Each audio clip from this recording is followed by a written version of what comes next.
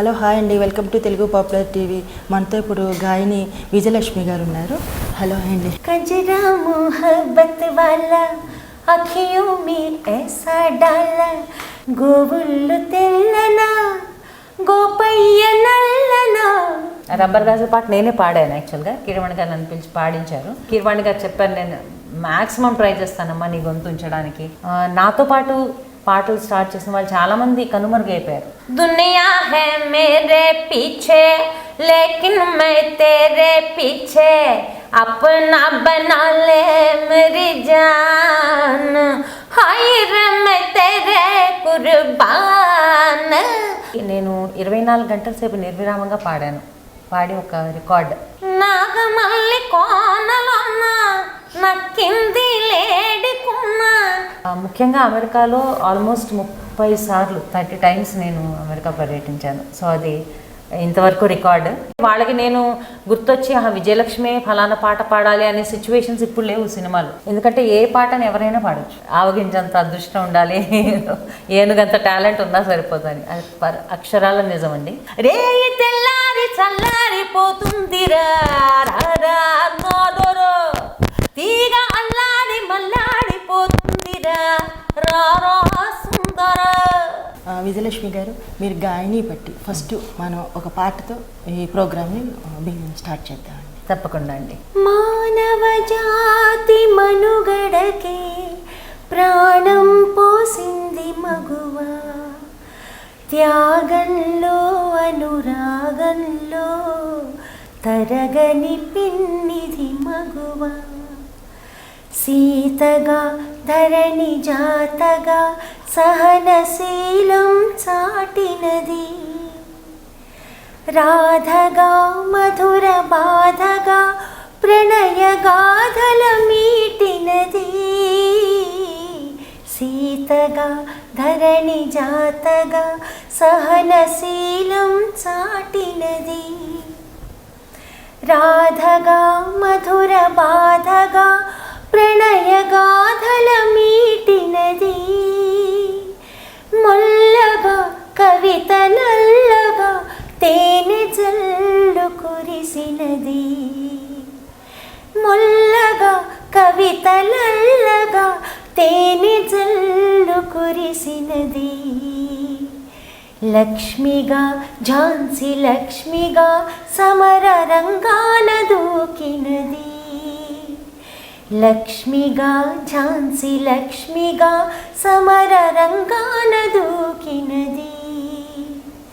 మానవ జాతి మనుగడకి ప్రాణం పోసింది మగువ, త్యాగంలో అనురాగంలో తరగని పిన్నిది మగువ.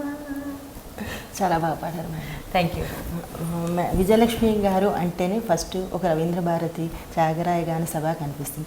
మీరు అంటే ప్లేబ్యాక్ సింగర్గా మీకు అంత గుర్తింపు రాలేదంటారు, ఎందుకు వచ్చిందంటారా? అంటే దానికి కారణాలు అనేక ఉన్నాయండి. నేను చాలా చిన్నతనంలోనే నా సింగింగ్ కెరీర్ స్టార్ట్ చేశాను. దాదాపు నాకు 8 ఏళ్ళు ఉన్నప్పుడు మొట్టమొదటిసారి రవీంద్ర భారతి వేదిక మీద పాడాను నేను ఒక బాల గాయనిగా. సో ఇప్పుడంటే చిన్న చిన్న పిల్లలు చాలామంది ఛానల్స్ ద్వారా చాలామంది పాడుతున్నారు, పాపులారిటీ సంపాదించుకుంటున్నారు. సో అప్పట్లో చిన్న పిల్లలు పాడడం అనేది చాలా అరుదు. సో దాంతో మంచి పేరు వచ్చింది అప్పుడే. అలాగే చాలామంది సంస్థలు నన్ను పిలవడం, నన్ను పాడించడం, చాలా కాంపిటీషన్స్కి వెళ్ళడం, ఎప్పుడు వెళ్ళినా ఫస్ట్ ఆర్ సెకండ్ ప్రైజ్ తెచ్చుకోవడం, ఇలా సాగింది నా కెరియర్. సో అప్పట్లో మనకి హైదరాబాద్లో ఎక్కువ రికార్డింగ్స్ జరిగేవి కాదు. అంటే ఎక్కువ కాదు, అసలు ఆల్మోస్ట్ నీళ్ళు అని చెప్పాలి. అప్పుడు మొత్తం ఇండస్ట్రీ అంతా మెడ్రాస్లో ఉంది. సో అప్పుడు నా ఎడ్యుకేషన్ రీత్యా కానీ అంటే ఫ్యామిలీలో నాతో పాటు ఎవరన్నా వచ్చి ఉండాలి అక్కడ అంటే ఇంతటి ఒక పెద్ద డెసిషన్ అప్పుడు తీసుకోలేకపోయాం. ఎందుకంటే ఇప్పుడున్నంత ఫోకస్, కాన్సన్ట్రేషను, ఒక విజన్, కెరీర్ మీద ఒక అవగాహన అనేది ఇప్పుడు చాలా మందిలో ఉంది. పిల్లల్లో కానీ, పెద్దవాళ్ళలో కానీ, వాళ్ళ పేరెంట్స్లో కానీ. సో అప్పుడు ఎడ్యుకేషన్కి మా ఇంట్లో ఎక్కువ ఇంపార్టెన్స్. మా ఇంట్లో అందరు కూడా చాలా వెల్ ఎడ్యుకేటెడ్ అనమాట. సో దానివల్ల నేను మెడ్రాస్ వెళ్ళి అక్కడ ఉండలేకపోయాను. అక్కడ ఛాన్సులు తెచ్చుకోలేకపోయాను. ఈ లోపల ఒక స్టేజ్ గాయనిగా, అంటే ఈ లోపల అడపాదడప నేను సినిమాలో పాడుతూనే ఉన్నాను. ఒక స్టేజ్ గాయనిగా నాకు ఒక చాలా మంచి పేరు వచ్చింది. అంటే ఒక పెర్ఫార్మర్గా స్టేజ్ మీద చాలా మంచి పేరు తెచ్చుకున్నాను. అలాగే అదే టైంలో దూరదర్శన్ ఛానల్ ద్వారా పాటల్లో చాలా పేరు వచ్చింది. అలాగే యాంకర్గా కూడా దూరదర్శన్లో చేశాను, అనౌన్సర్గా చేశాను. తర్వాత ఈటీవీ వేరే ఛానల్స్లో కూడా నేను యాంకర్గా పరిచయం అవ్వడం జరిగింది. సో ఇంత బిజీలో మెడ్రాస్ వెళ్ళడం, అక్కడ ఉండడం అనేది కుదరలేదు, సాధ్యపడలేదు. తర్వాత హైదరాబాద్కి ఎప్పుడైతే షిఫ్ట్ అయిందో, రికార్డింగ్స్ అనేవి, ఒక సినిమా రికార్డింగ్స్ అనేవి ఇక్కడ విరివిగా ఎప్పుడు మొదలయ్యాయో ఆ టైంలో ఏంటంటే ప్రతి మ్యూజిక్ డైరెక్టర్కి ఒక సర్కిల్ ఏర్పడిపోయింది. వారితో పాటు వారితో కలిసి ప్రయాణిస్తున్న చాలామంది గాయకులు ఒక వీళ్ళ గ్రూపు, ఈ మ్యూజిక్ డైరెక్టర్ ఒక గ్రూప్, అలా అయిపోయింది. సో నేను ఆ గ్రూపుల్లో నేను ఇవ్వడలేకపోయాను. అందున ఇంకా వేరే విధంగా నేను దేశ విదేశాల్లో కచేరీలు చేయడం, అలాగే హిందీలో జీ సారెగామాలో నేను రన్నరప్గా వచ్చాను నేషనల్ లెవెల్లో. దాని తర్వాత స్టార్ ప్లస్లో మేరీ ఆవాసును అనే కార్యక్రమంలో, అది లతా మంగేష్కర్ గారి సొంత ప్రోగ్రామ్, రియాలిటీ షో, దాంట్లో నేను విన్నర్గా నిలిచాను.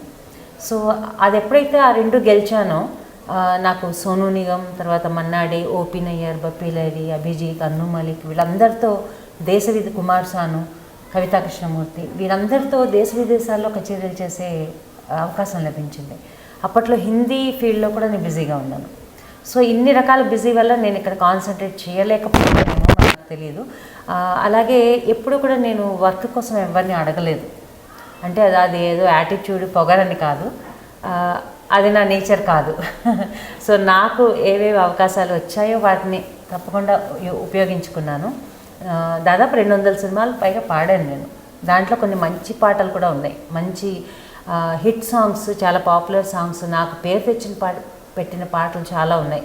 లైక్ దేవదాసులో మాయదాడి సిన్నోడు, తర్వాత వరుడు అనే సినిమాలో 5 రోజుల పెళ్ళి, తర్వాత యమగోలలో సాంగ్, తర్వాత విక్రమార్కుడు, రాజమౌళి గారి విక్రమార్కుడు, అందులో ఒక పాట పాడాను. ఇవన్నీ పాపులర్ సాంగ్సే. కానీ నా స్టేజ్ ప్రెజెన్స్, నాకు విడిగా ఒక ఇండివిజువల్ సింగర్కి ఉన్న ఆ గుర్తింపు, ఆ ఇమేజ్ చాలా స్ట్రాంగ్. దాని ముందు మేబీ ఇది నిలబడలేదేమో. ఎందుకంటే ఇప్పుడు నేను స్టేజ్ ఎక్కి నేను పాడిన పాటలు కూడా ఫలానా పాట నేను పాడాను అని అనౌన్స్ చేసుకుని పాడాలి.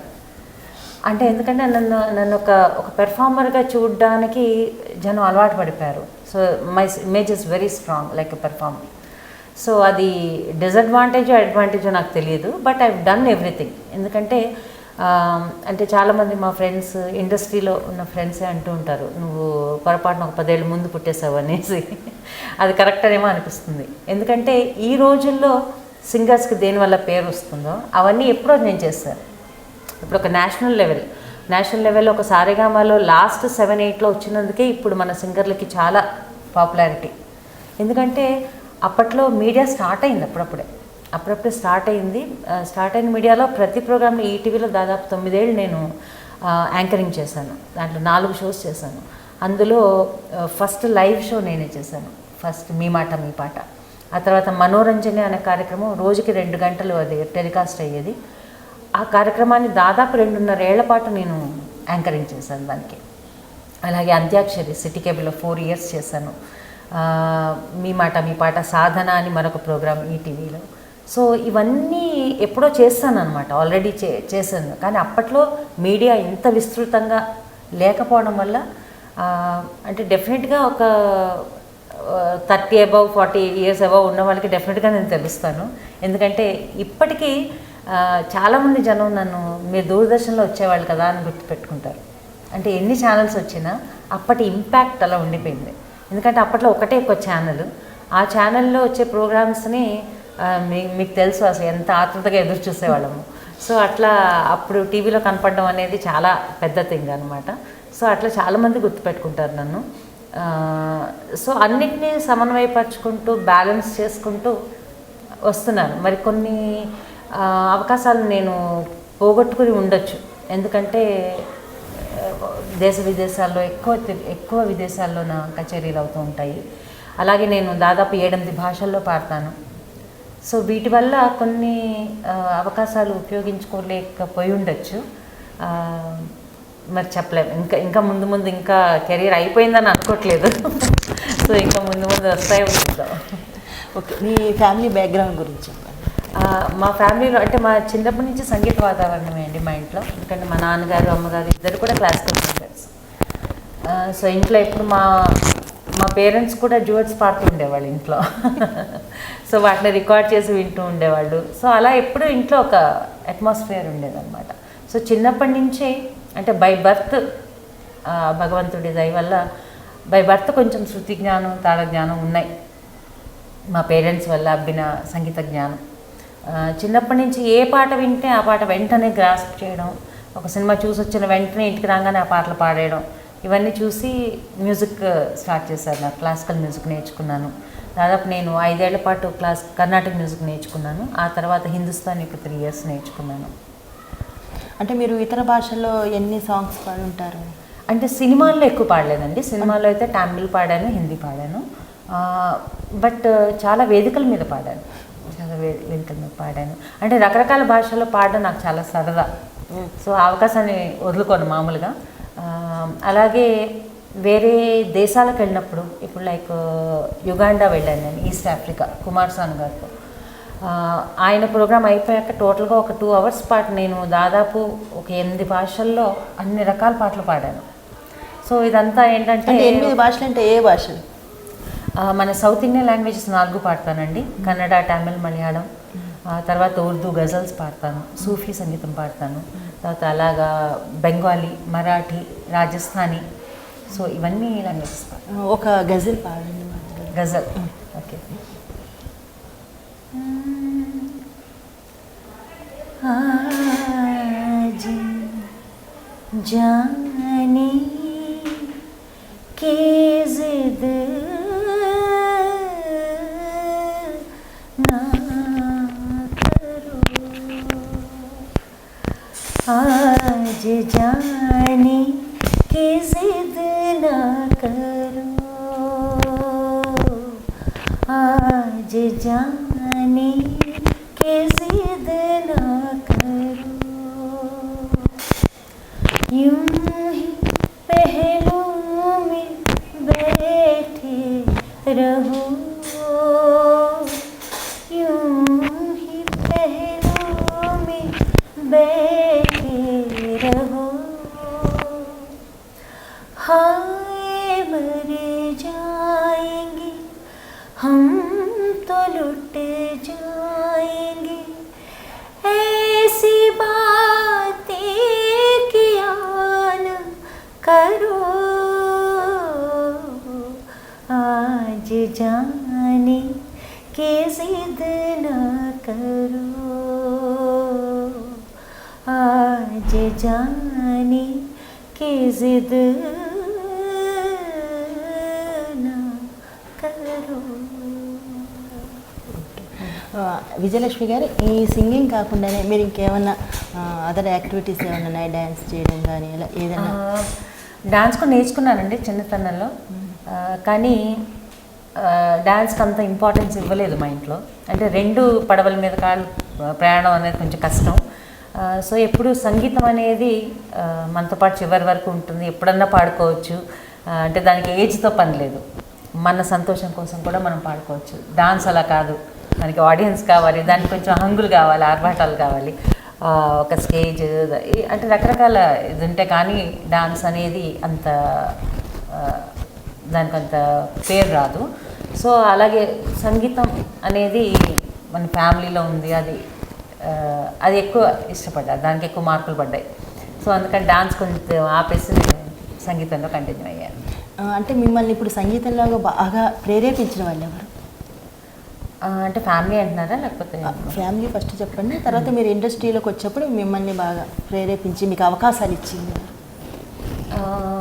ఫ్యామిలీ విషయానికి వస్తే చిన్నప్పటి నుంచి మా మదర్ ఫాదర్ అండి. అంటే ప్రతి ప్రోగ్రామ్కి ఎంత బిజీగా ఉన్నా నన్ను దగ్గర ఉండి తీసుకెళ్ళి మళ్ళీ తీసుకొచ్చి, అంటే నేను పాడితే చూడడం, నా పాట అందరూ మెచ్చుకుంటే వాళ్ళు ఆనందించడం, ఇది వాళ్ళకి చాలా చాలా ఇష్టం అనమాట. ముఖ్యంగా మా మదర్ ఇప్పటికీ మా మదర్ నాతోనే ఉంటారు. సో ఆవిడ సపోర్ట్ చాలా ఉంటుంది. ఎందుకంటే నేను అంటే జనరల్గా చెప్తున్నాను, ఒక ఫీమేల్ సింగర్ ఒక సింగర్గా కానీ ఏదైనా ఆర్ట్ ఫామ్లో కంటిన్యూ అవ్వాలంటే దానికి చాలా మంది సహకారం అవసరం ఉంది. ఎందుకంటే మనం ఒక్కళ్ళం ముందుకెళ్ళడం కష్టం, వేరే అంటే సహకారం లేకుండా ముందుకెళ్ళడం చాలా కష్టం. సో అటువంటి సహకారం నాకు చాలా చాలా లభించింది. ముందు మా పేరెంట్స్ వల్ల, ఆ తర్వాత మా హస్బెండ్, ఈవెన్ మా అమ్మాయి, ఎవ్రీబడి అందరూ నన్ను ప్రోత్సహిస్తారనమాట. ఎందుకంటే ఒక చదువు వల్ల కానీ, ఉద్యోగం వల్ల కానీ, పెళ్ళి వల్ల కానీ, పిల్లల వల్ల కానీ ఎక్కడో ఒక చోట కెరీర్కి బ్రేక్ పడడం అనేది మనం చూస్తూ ఉంటాం. నాతో పాటు పాటలు స్టార్ట్ చేసిన వాళ్ళు చాలామంది కనుమరుగైపోయారు, ఆపేశారు ఇటువంటి కారణాల వల్ల. బట్ నాకు ఇప్పటి వరకు ఏ అడ్డంకి, ఏ అవరోధం రాలేదు నా కెరీర్లో. అది నేను చాలా బ్లెస్సింగ్గా భావిస్తాను అనమాట. ఎందుకంటే ఒక కెరీర్ ఇంత లాంగ్ స్పాన్, దాదాపు నేను 30-35 ఏళ్ల నుంచి పాడుతున్నానంటే భగవంతుడి దయ అనుకోవాలి. అంతటి సపోర్ట్ నాకు మా ఫ్యామిలీ నుంచి ఉంది, ఫ్యామిలీ అండ్ ఫ్రెండ్స్. సో ఇంక ఇండస్ట్రీ విషయానికి వస్తే ఈ విషయం కూడా నేను చాలా గర్వంగా చెప్పుకుంటాను. ఏంటంటే నాకు గాడ్ ఫాదర్స్ ఎవరు లేరు, నాకు ఏ సపోర్టు లేదు, నేను ఎవరిని అడగలేదు వర్క్. నేను ఇంతవరకు ఏం సాధించినా అది నా ఓన్ మెరిట్ మీద. సో ఆ విషయంలో నేను చాలా గర్వపడుతూ ఉంటాను. అంటే ఐఎమ్ సెల్ఫ్ మేడ్, నేను ఎవరిని అడగలేదు, నాకెవరు పిలిచే అవకాశాలు ఇవ్వలేదు, అంటే నన్ను ఎవరు సపోర్ట్ చేయలేదు, వెనక మేము ఉన్నాము అని నాకు ఎటువంటి గాడ్ ఫాదర్స్ ఎవరు లేరు నాకు ఇండస్ట్రీలో. సో ఇంతవరకు నేను వాట్ ఎవర్ పేరు సంపాదించింది, నాకు వచ్చిన అవకాశాలు అన్నీ కూడా నా ఓన్ మెరిట్ మీద. సో ఇది నేను చాలా గర్వపడే విషయం అనమాట. కానీ ఇండస్ట్రీలో నాకు సపోర్ట్ అని చెప్పవలసి వస్తే కనుక చక్రి గారి పేరు చెప్తానండి. మ్యూజిక్ డైరెక్టర్ చక్రి గారు, వారి మటుకు నన్ను చాలా ఎంకరేజ్ చేశారు లాస్ట్లో. అండ్ నా కెరీర్లో దాదాపు ఆయనకి ఒక 10 సినిమాలు పైగా పాడాను నేను. అంటే ఏ సినిమాలో ఏ మంచి అవకాశం ఉన్నా, నా గొంతు సూట్ అవుతుంది, ఇదే మైక్ పేరు తెస్తుంది అనుకున్నప్పుడల్లా నన్ను పిలిచి పాడించారు వారు. అలాగే మణిశర్మ గారికి 4 సినిమాలు పాడాను, కీరవాణి గారికి 3 సినిమాలు పాడాను. అందరూ మంచి సపోర్టర్స్ కింద చెప్పాలి. మణిశర్మ గారితో దాదాపు 5 సార్లు నేను అమెరికా పర్యటించడం జరిగింది, ఆయన మ్యూజిక్ ట్రూప్లో సింగర్గా. అలాగే ఇంతవరకు అమెరికా అంటే దేశ విదేశాల్లో చాలా చాలా దేశాలు తిరిగాను. ముఖ్యంగా అమెరికాలో ఆల్మోస్ట్ 30 సార్లు 30 టైమ్స్ నేను అమెరికా పర్యటించాను. సో అది ఇంతవరకు రికార్డు, ఇంకా ముందు తెలియదు నాకు. కానీ అంటే మీకు ఇప్పుడు మీ లైఫ్లో మర్చిపోలేని సంఘటన ఏదన్నా, మీకు హ్యాపీనెస్ జరిగింది ఏదైనా సందర్భాలు ఉన్నాయి? తప్పకుండా అండి, 2-3 ఉన్నాయి. ఒకటి, నేను 24 గంటల సేపు నిర్విరామంగా పాడి ఒక రికార్డ్ నాది. ఇప్పుడండి ఏ సంవత్సరం? ఇది 2003లో రవీంద్ర భారతిలోనే పాడాను. 24 గంటలు అంటే నేను పాడాను అన్న సంతోషం కంటే, ఆ రోజు ఆ వేదిక మీద మన తెలుగు సంగీత ప్రపంచానికి సంబంధించిన మహానుభావులు అందరూ వచ్చారు. రావు బాలశాస్త్రి గారు, సుశీల గారు, జానకి గారు, బాలు గారు, జిక్కి గారు, లీల గారు, జమునారాణి గారు, ఎల్లారీశ్వరి గారు, అలాగే ఇప్పటి తరం మ్యూజిక్ డైరెక్టర్స్ అందరూ, సింగర్స్, ఎంతోమంది టీవీ ఆర్టిస్టులు, వీరందరూ వచ్చి ఆ కార్యక్రమాన్ని నిజంగా ఒక లెవెల్కి తీసుకెళ్ళారు అనమాట. వీరందరి అంటే ఈ కలయిక చాలా అరుదు. ఒక స్టేజ్ మీద ఇంతమంది రావడం అనేది అరుదు. అది నా కార్యక్రమంలో జరగడం అది నాకు ఇంకా చాలా సంతోషం. సో వారందరూ వచ్చి అందరూ తలో పాట నాతో పాడారు. సో 24 గంటలు అయిపోయాక ఆ సింగర్స్ అందరు కలిసి నాకు సన్మానం చేశారు. సో అది చాలా మర్చిపోలేని విషయం అండి. ఇంతవరకు నేను అంటే నా జీవితంలో చాలా చాలా మధురానుభూతిని మిగిల్చిన ఇదనమాట. అలాగే లతా మంగేష్కర్ గారు ఎదురుకుండా నేను పాడడం. లతా మంగేష్కర్ గారు, పర్వీన్ సుల్తానా, హరిహరన్, భూపెన్ హజారికా. ఏ పాట పాడారండి? ఇది అంటే దాంట్లో ఒక్కొక్క రౌండ్లో రకరకాల పాటలు పాడాల్సి వచ్చింది. ఆవిడతో కలిసి మీరు పాడిన సాంగ్ ఏంటి? ఆవిడతో కలిసి పాడే అదృష్టం రాలేదండి. ఇంకా ఆవిడ ముందు పాడడమే చాలా ఎక్కువ. ఆవిడతో కలిసి పాడడం అంటే చాలా కష్టం. అమ్మో, ఈ జన్మకి రాదు అది. అదృష్టం ఉంటే వచ్చే జన్మలో. కానీ ఆవిడ ఎదుర్కొంటే ఆవిడ ప్రెజెన్స్లో పాడడం అనేది చాలా గ్రేట్ అండి. ఏ సాంగ్ పాడారు? అదే రకరకాల సాంగ్స్ పాడాను. బట్ ఒక పాటకి మటుకు ఆవిడను పర్వీన్ సుల్తానా నా పాటకి ఇలా చూసి ఇలా నవ్వుతూ చప్పట్లు కొట్టారు. అంటే నేను చాలా వాయిసెస్ ఇమిటేట్ చేస్తాను అనమాట. ఒకసారి పాట చూద్దాం. తప్పకుండా. తెలుగులో కానీ హిందీలో కానీ దాదాపు ఒక 30 నుంచి 40 వాయిసెస్ ఇమిటేట్ చేస్తాను. సో ఆ ఇమిటేట్ చేసి ఇద్దరు పాడిన పాటని ఒకేసారి నా గొంతులో వినిపించాను అనమాట, 2 గొంతులు. ఆవిడ వెంటనే ఇలా చూసి నవ్వి ఇలా చప్పట్లు కొట్టారు లతా మంగేష్కర్ గారు. సో అదొక హిందీ సాంగ్. ఆ పాటని పాడింది ఆశా భోన్స్లే, శంషాద్ బేగం, ఇద్దరు. అంటే ఒక డిఫరెంట్ వాయిసెస్ ఇద్దరివి. సో ఆ 2 వాయిస్లు మీకు వినిపిస్తాను. కజరా మొహబ్బత్ వాలా आँखियों में ऐसा डाला, कजरी ने ले ली मेरी जान, हाय रे मैं तेरे कुर्बान. कजरा मोहब्बत वाला आँखियों में ऐसा डाला, कजरी ने ले ली मेरी जान, हाय रे मैं तेरे कुर्बान. दुनिया है मेरे पीछे लेकिन मैं तेरे पीछे, अपना बना ले मेरी जान, हाय रे मैं तेरे कुर्बान, हाय रे मैं तेरे कुर्बान, हाय रे मैं तेरे कुर्बान, हाय रे मैं तेरे कुर्बान. చాలా బాగా పాడారు. థ్యాంక్ యూ అండి. అంటే ఈ పాట లేకుండా ఏ కార్యక్రమం పూర్తి కాదు నాది. సో నేను పాడకపోయినా ఆడియన్స్ అడుగుతూ ఉంటారు. అలాగే మొన్న మధ్య యానాంలో పీపుల్స్ ఫెస్టివల్ అని ఎవ్రీ ఇయర్ చేస్తారనమాట. దాంట్లో ఈ పాట పాడితే మన పాండిచ్చేరి లెఫ్టినెంట్ గవర్నర్ కిరణ్ బేడి గారు ఆవిడ లేచి స్టాండింగ్ ఓవేషన్ ఇచ్చారు. సో ఈ సాంగ్ అనమాట. సో ఈ వాయిసెస్ పాడుతున్నప్పుడు, ఈ హిందీ సాంగ్స్ పాడుతున్నప్పుడు నాకు అనుకోకుండా ఓపీ నయ్యర్ గారితో పాడే అవకాశం వచ్చింది. అంటే వారి మ్యూజిక్ డైరెక్షన్లో కానీ వారి ట్రూప్లో ఫస్ట్ టైం నేను దుబాయ్, షార్జా ఇవన్నీ సోను నిగమ్తో కలిసి వెళ్ళాను. అక్కడ కచేరీలు చేశామన్నమాట. సో ఓపీ నయ్యర్ గారికి నేనంటే చాలా అభిమానం. సో ఆయన ఒక లైవ్ ఇంటర్వ్యూలో, ఒక టీవీ ఇంటర్వ్యూలో వారికి నచ్చిన సింగర్స్ ఎవరో అని అడిగినప్పుడు ఆశా భోన్స్లే, మొహమ్మద్ రఫీ వారిద్దరి పేరు చెప్పి అప్పుడే ఆయన నీరాజనం అనే తెలుగు సినిమా చేసి ఉన్నారనమాట. సో ఎస్ జానకి గారు పాడారు దాంట్లో పాటలన్నీ. సో వారి తర్వాత ఎస్ జానకి గారి పేరు చెప్పారు. ఆ తర్వాత లైవ్లో వీరి ముగ్గురు తర్వాత నాకు విజయలక్ష్మి అని ఈ మధ్య పరిచయం అయింది హైదరాబాద్లో. ఆ అమ్మాయి నా ఫేవరెట్ సింగర్ అని చెప్పారు అనమాట. సో నేను చాలా షాక్ అయిపోయాను. అంటే ఎంత ఆనందం అంటే అది బాబాయ్ నేను చెప్పలేను అనమాట. సో ఇవన్నీ ఏంటంటే కెరీర్లో ఎప్పటికప్పుడు మనని వెన్ను తట్టి మన ఒక ప్యాక్ చేసి ముందుకెళ్ళమని చెప్పే ఉదంతాలు అనమాట ఇవన్నీ. సో ఇవన్నీ గుర్తు చేసుకున్నప్పుడల్లా చాలా చాలా ఆనందంగా ఉంటుంది. ఐఎమ్ రియల్లీ బ్లెస్డ్ అనిపిస్తుంది అనమాట. విజయలక్ష్మి గారు, మీరు సుశీలత గారు కానీ లేకపోతే జానకి గారితో కానీ మీరు ఏమైనా పాడిన పాటలు ఉన్నాయా సందర్భాలు? ఉన్నాయండి, చాలాసార్లు. అప్పుడు మీరు ఎలా ఫీల్ అయ్యేవారు? చాలా ఆనందంగా అండి. ఎందుకంటే సుశీల గారు గురించి చెప్పాల్సి వస్తే, నేను ఫస్ట్ ప్లేబ్యాక్ పాడినప్పుడు అంటే నా ఫస్ట్ హిట్ సాంగ్ ఏమో మన పిట్టల దొర అనే మూవీలో రావే వయ్యారి రాసగుమ్మడి, అది one of my first hit songs అనమాట. ఆ తర్వాత పాడిన పాటల్లో ఈ ప్రశ్నకు బదులేది అనే మూవీలో రాధను నేనైతే అనే పాట సుశీల్ గారితో పాటు నేను డ్యూయట్ పాడాను. ఇప్పుడు నన్ను పాడమని అడగద్దు, నాకు గుర్తులేదో పాట. కెరీర్ స్టార్టింగ్లో అనమాట.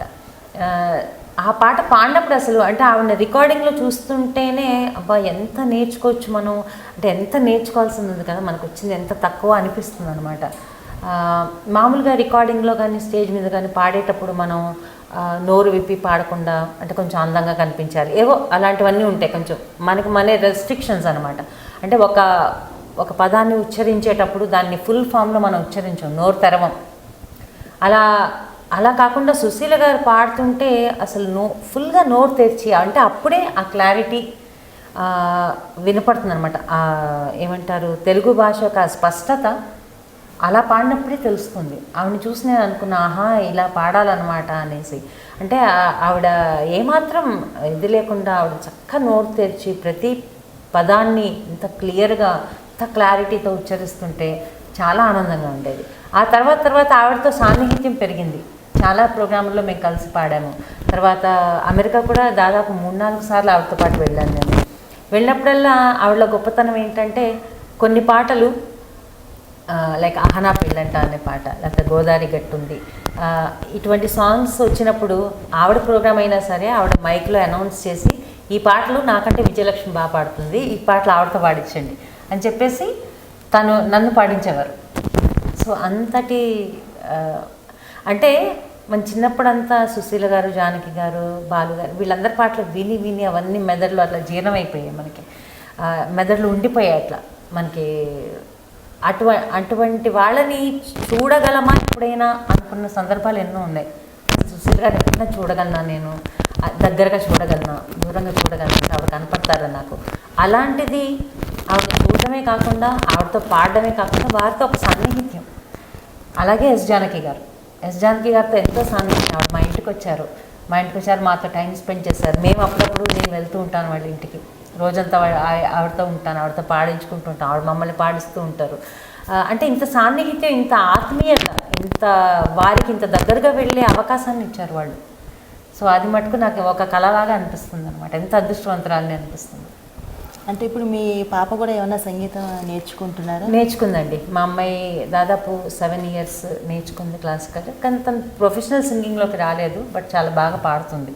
అంటే ఎందుకు తీసుకురాలేదంటారు? అంటే మీకు ఇంట్రెస్ట్ లేక? తనకే ఇంట్రెస్ట్ లేక సో బాగా పాడుతుంది. ఇప్పుడు తనవి కొన్ని యూట్యూబ్లో రిలీజ్ చేస్తున్నాను.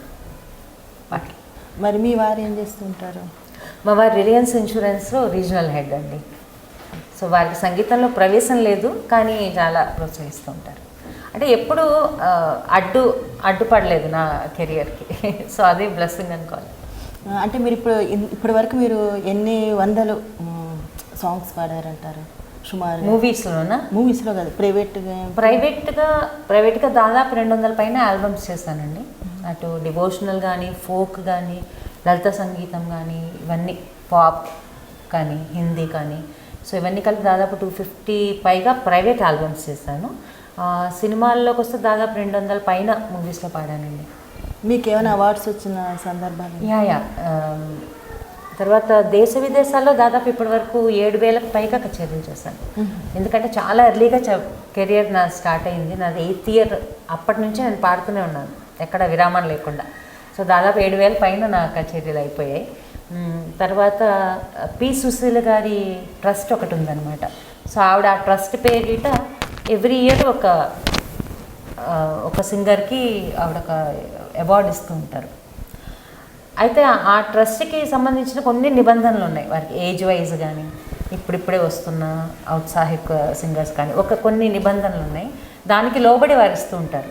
కానీ నేను చాలా అంటే ఒక ఆశీర్వాదంగా ఫీల్ అయ్యేది ఏంటంటే, సుశీల గారు ఆ నిబంధనలు అన్నీ పక్కన పెట్టి నా మీద ఉన్న అభిమానంతో నాకు అనౌన్స్ చేశారు ఆ అవార్డు నాకు అనౌన్స్ చేశారు. నేను అది తీసుకోవడానికి వెళ్తుంటే నాకు స్టేజ్ మీద కన్నీళ్ళు ఆగలేదండి. ఎందుకో చాలా ఏడుపు వచ్చిందనమాట. అంటే ఎక్కడ సుశీల గారు, ఆవిడ ఒక దేవత మనకి. సుశీల గారు అంటే నాకు సాక్షాత్తు సరస్వతి రూపం. వారు మన గుర్తుపెట్టుకోవడం ఏంటి, ఇంత అవుట్ ఆఫ్ ద వే వారి నిబంధనలను పక్కన పెట్టి నా మీద అభిమానంతో అనౌన్స్ చేయడం ఏంటి, అసలు ఏంటి ఇదంతా అని చెప్పేసి నాకు చాలా ఏడుపు వచ్చేసింది అనమాట. అంటే ఎప్పుడు చాలా కంట్రోల్గా ఉండే నేను ఆ రోజు స్టేజ్ మీద వెక్కి ఏడ్చేసాను. అది ఎందుకు వచ్చాయో కానీ నాకు తెలియదు, బట్ అది వన్ ఆఫ్ ద సందర్భం అనమాట. అంటే మీకు ఇష్టమైన గాయని సుశీల గారు అంటారు? తప్పకుండా అండి. అంటే ఇంకొకటి చెప్తాను, నేను ఇష్టమైన గాయని అని ఒకరి పేరు కూడా నేను చెప్పలేనండి. ఎందుకంటే ఇదివరకట్లో, ఇప్పుడు కాదు, ఇదివరకట్లో ప్రతి సింగర్కి ఒక డిఫరెంట్ వాయిస్ ఉండేది. ఇప్పుడు మీరు పాత పాటలు ఒకటి వినంగానే ఇది సుశీల గారు పాడారా, జానకి గారు పాడారా, ఎల్ఎస్ఆర్ పాడారా, ఎవరు పాడారని మీరు వెంటనే చెప్పేయచ్చు. ఎందుకంటే ఇప్పుడు జిక్కి గారు ఉన్నారు, ఒక స్పెషల్ వాయిస్. పులకించని మది పులకించు, వినిపించని కథ వినిపించు, కనిపించని ఆశల నించు, మనసుని మరపించు, గానం మనసుని మరపించు. సుశీల్ గారిది ఇట్లా సాగుతుంది. అలాగే జమునారాయణ గారి విషయానికి వస్తే ఆవిడ ఒక నేజల్ వాయిస్. నాగమల్లి కోనలోన నక్కింది లేడికున్న, ఎరవేసి గురి చూసి పట్టాలి గురి చూసి పట్టాలి మావా పట్టాలి మావా. అలాగే ఎల్లారీశ్వరి గారి విషయానికి వస్తే, బానిసగా వచ్చావు నన్నే నీ బానిసగా చేసుకున్నావు, మగతనం చూపావు నాలో ఆడతనాన్ని నిద్రలేపావు, రేయి తెల్లారి చల్లారిపోతుందిరా నాదొర, తీగ అల్లాడి మల్లాడిపోతుందిరా రారా సుందర, ఒకటున్నది నాలో వయసున్నది నీలో, అది ఉన్నది లేనిది మరసిపో సన్నజాజులో. Super madam, thank you. So ఇలా జానకి గారి విషయానికి వస్తే ఆవిడ ఇంకా వర్సటైల్, ప్రతి పాట ఏ పాట అయినా.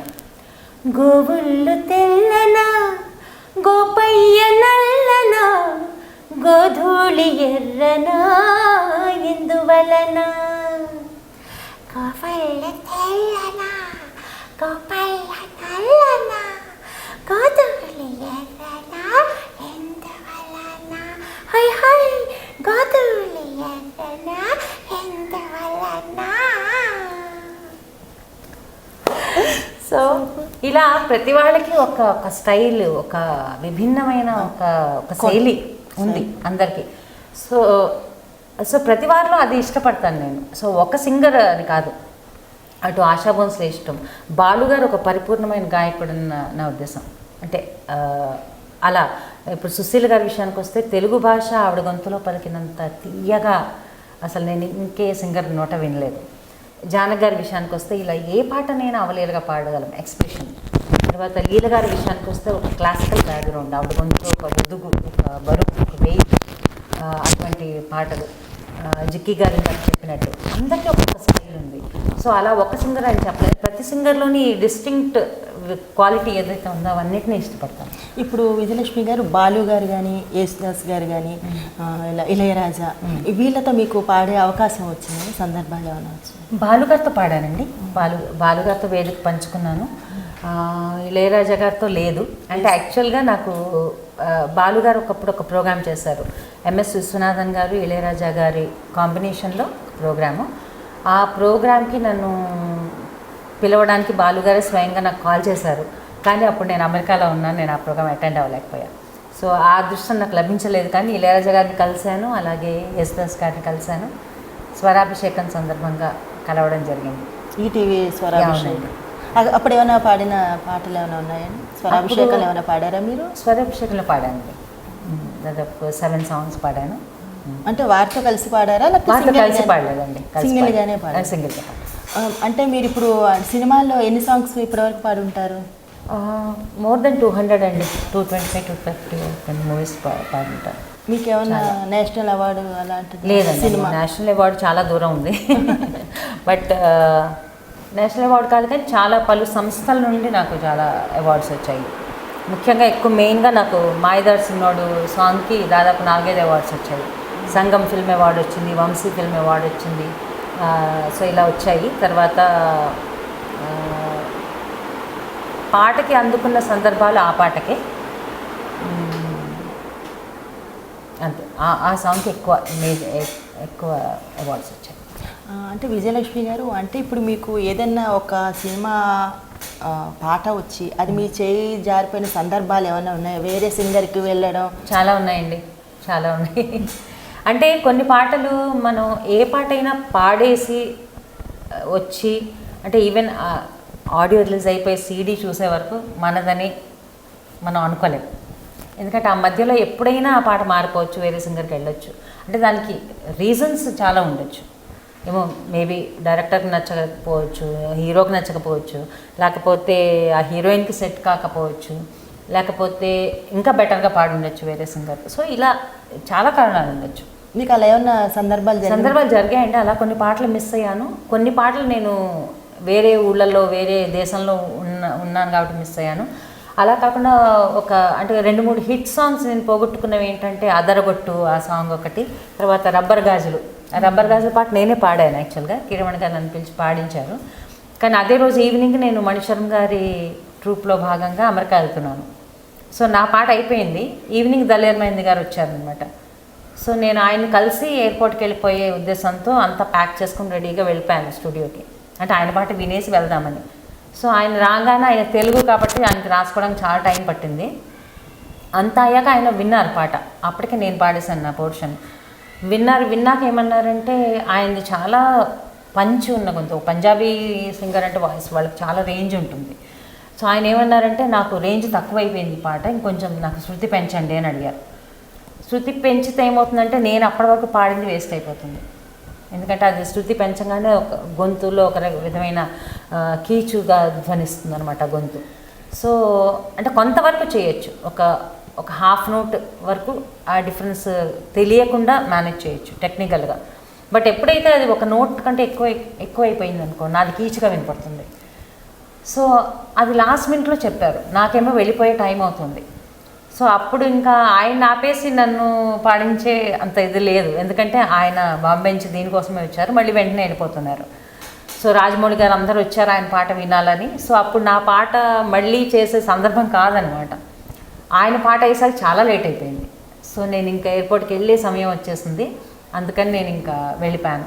వెళ్తున్నప్పుడు కీరవాణి గారు చెప్పారు, నేను మ్యాక్సిమం ట్రై చేస్తానమ్మా నీ గొంతు ఉంచడానికి, నేను ఎలాగోలా ట్రై చేస్తానన్నారు. కానీ ఆయనకి సాధ్యపడలేదు అది. సో అలా ఒక మంచి సాంగ్ మిస్ అయ్యాను, అలా కొన్ని మిస్ అయ్యాను. ఇప్పుడు సినిమాల్లో ఆర్టిస్టులు సింగర్ని చీప్గా చూస్తారు అంటారు, అది ఎంతవరకు నిజం అంటారు?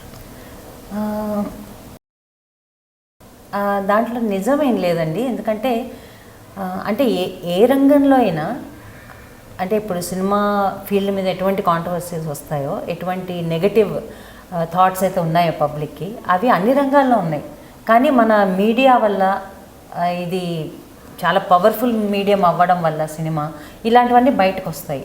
బట్ ఏ రంగంలో అయినా మనం కండక్ట్ చేసుకుంటూ మనం కరెక్ట్గా ఉన్నంతకాలం చీప్గా చూసే అవకాశాన్ని మనం వేరే వాళ్ళకి ఇవ్వకపోవడం, అది మెయిన్ అండి. సో కానీ సింగర్స్ని చీప్గా చూడటం అటువంటిదేం లేదండి, అటువంటిదేం లేదు. ఐ థింక్ అది కూడా మనం ఎంత గౌరవంగా మనం చూసుకుంటామో, మనకి మనం రెస్పెక్ట్ ఇచ్చుకుంటూ, ఎందుకంటే నేను నన్ను రెస్పెక్ట్ చేస్తా కానీ ఎదుటి వాళ్ళు చేయరు. సో అలా మనని కండక్ట్ చేసుకుంటూ ఉండాలి అంతే. అంటే మన బిహేవియర్ మీదే ఆధారపడి ఉంటుంది. విజయలక్ష్మి గారు, మీకు సినిమాలో పాడే అవకాశాలు చాలా తక్కువగా వచ్చాయి. అంటే ఇప్పుడు మిమ్మల్ని సినిమాలో ఫీల్డ్ ఎవరైనా మిమ్మల్ని తొక్కేసి ఉంటారా? లేదండి, అలా నేను అనలేను. అదే నేను ఇందాక చెప్పినట్టు కొన్ని అవకాశాలు నేను అందుబాటులో లేకపోవడం వల్ల మిస్ అయ్యాయి. కొన్ని అవకాశాలు అదృష్టం లేక మిస్ అయ్యాయి. సో అంటే నా ఫాల్టే అనుకుంటాను నేను. అంటే ఎవరు ఫలానా పర్సన్, అంత పర్సనల్ గ్రడ్జ్ ఎవరి మీద ఎవరికి ఉండదు, ఉండాల్సిన అవసరం కూడా లేదు. సో అంటే ఈ ఫీల్డే అలాంటిదండి, ఈ ఫీల్డే అలాంటిది. ఏంటంటే దీంట్లో మనకి ఏదో సినిమాలో చెప్తారు కదా, కోటగారు చెప్తారు అనుకుంటాను, ఏదో ఆవగించంత అదృష్టం ఉండాలి, ఏనుగంత టాలెంట్ ఉన్నా సరిపోతుంది. అది అక్షరాల నిజమండి. ఎందుకంటే ఆ అదృష్టం అనేది లేకపోతే, ఇంకోటి ఏంటంటే ఒక సినిమాలో మీకు హిట్ అయింది, హిట్ సాంగ్ వచ్చింది, సో అవకాశాలు మీరు వద్దన్నా వస్తాయి. అదంతా అదృష్టం మీద కేవలం ఆధారపడి ఉంది. సో ఎవరు పర్సనల్గా తొక్కేయడం అలాంటివి ఏం లేదండి. బట్ నా సిచ్యువేషన్ వల్ల కొన్ని ఇలా నేను చెప్పినట్టు. ఇంకోటి ఏంటంటే నేను అంటే ఎక్కువసార్లు వెళ్ళి మ్యూజిక్ డైరెక్టర్ కలుస్తూ ఉండడము, వర్క్ అడగడం, ఇలాంటివి చెయ్యను. ఇది ఒక విధమైన మైనస్ అయి ఉండొచ్చు నాకు, కానీ నా నేచర్ కాదు అది. సో నా నేచర్కి భిన్నంగా నేను వెళ్ళిపోయి కావాలని చేయలేను ఏ విషయం కూడా. సో ఏంటంటే ఎప్పుడు అంటే ఒక మ్యూజిక్ డైరెక్టర్ని, సార్ నన్ను పాడిస్తారా, నన్ను ఎప్పుడు పాడిస్తారా అని అడగడం అంటే నాకు ప్రాణం మీదకి వస్తుంది అనమాట. సో నేను ఎప్పుడు అడగలేదు. వాళ్ళు ఎప్పుడున్న అంటే వాళ్ళకి నేను గుర్తొచ్చి విజయలక్ష్మి ఫలానా పాట పాడాలి అనే సిచ్యువేషన్స్ ఇప్పుడు లేవు, సినిమాలు ఇప్పుడు లేవు. ఎందుకంటే ఏ పాటని ఎవరైనా పాడచ్చు.